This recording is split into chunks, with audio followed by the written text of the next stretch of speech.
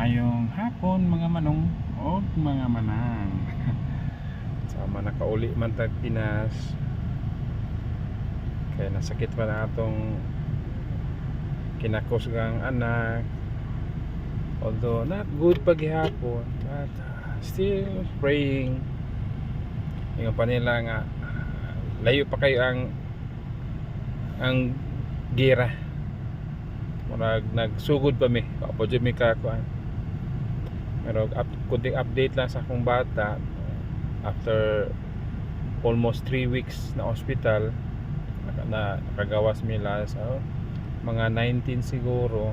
Medyo dako-dako jud among bills, pero at least kahit papaano pasalamat gyapon mi sa mga tao nga makaila, mga tao nga mitabang sa mua, misuporta sa mua financially, spiritually, labi na mga pag-ampo. Salamat kaayo. So para karon akong bata medyo, although not good paghihapon, but pero nag-adjust kay mag-isod man siya kuan, mag-isod tindog kay dugay-dugay ba siya nakakuan, kaya napay nag-ungot nga kuan sa iyang kay continuous pa iyang medication for 5 days, at least 3 days na lang, by 23 mauman na para sa iyang antibiotic nga kuan, naka-IV mangud siya. Mga karon mga among bata ron, wala baby jud namo ron. Kaya di man siya kuan, then ginadayaper namo para kay maglisod man siya tindog mangud, kay medyo na uneasy ang kuan, kaya naman nakaturok ang kuan para sa injection sa NTL. Then medyo weak pa yung mga ang TL, di pa jud kuan, mga kaya alalayan, mga gidayaper lang sa namo siya. Mao lagi, hopefully okay na siya, then kahit pa paano, pero medyo dili siya not good. Mga ampo lang gyapon mi siya pa sa kalisod. God is good always. Kabalo mi nga dili mi niya pasagdan.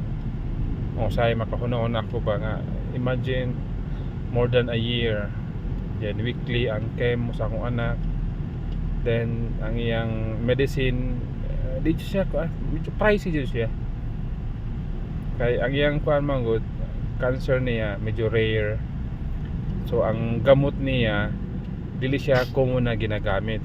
Then katong isa ka gamot niya medyo mahal jud kaayo, makapalit na kag sikanan na sakyanan. Tapos nga makapalit na kag sikanan nga kuan nga 4 wheels ang price sa isa ka tambal lang niya.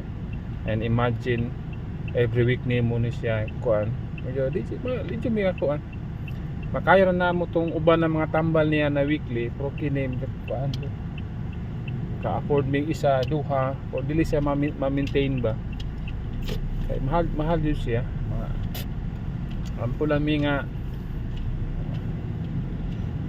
kaluyan gyapon sa Ginoo. I know, I believe God is good, He's powerful. So salig lang gyapon, although sakit sa among part, pero God has all plans.